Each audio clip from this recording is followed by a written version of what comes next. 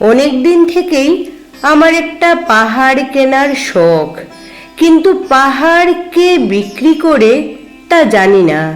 যদি তার দেখা পেতাম, দামের জন্য আটকাতো না।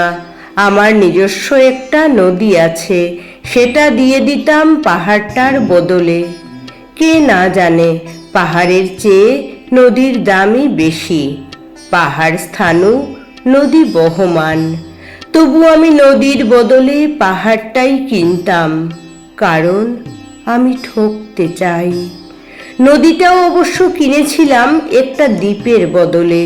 ছেলেবেলায় আমার বেশ ছোট্ট খাট্ট ছিমছাম একটা দ্বীপ ছিল, সেখানে অসংখ্য প্রজাপতি। শৈশবে দ্বীপটি ছিল আমার বড় প্রিয়। আমার যৌবনে দ্বীপটি আমার কাছে মাপে ছোট লাগলো। প্রবহমান ছিপছিপে তন্বী নদীটি বেশ পছন্দ হলো আমার। বন্ধুরা বলল, ওইটুকু একটা দ্বীপের বিনিময়ে এত বড় একটা নদী পেয়েছিস, খুব জিতেছিস তো মাইরি। তখন জয়ের আনন্দে আমি বিহ্বল হতাম। তখন সত্যিই আমি ভালোবাসতাম নদীটিকে। নদী আমার অনেক প্রশ্নের উত্তর দিত, যেমন, বলো তো আজ সন্ধেবেলা বৃষ্টি হবে কিনা। সে বলতো, আজ এখানে দক্ষিণ গরম হাওয়া, শুধু একটি ছোট্ট দ্বীপে বৃষ্টি। সে কি প্রবল বৃষ্টি, যেন একটা উৎসব।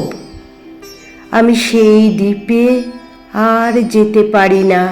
সে জানতো, সবাই জানে, শৈশবে আর ফেরা যায় না। এখন আমি একটা পাহাড় কিনতে চাই।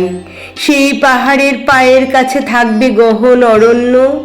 আমি সেই অরণ্য পার হয়ে যাব। তারপর শুধু রুক্ষ কঠিন পাহাড়, একেবারে চূড়ায়, মাথার খুব কাছে আকাশ, নিচে বিপুলা পৃথিবী, চড়াচড়ে তীব্র নির্জনতা। আমার কণ্ঠস্বর সেখানে কেউ শুনতে পাবে না।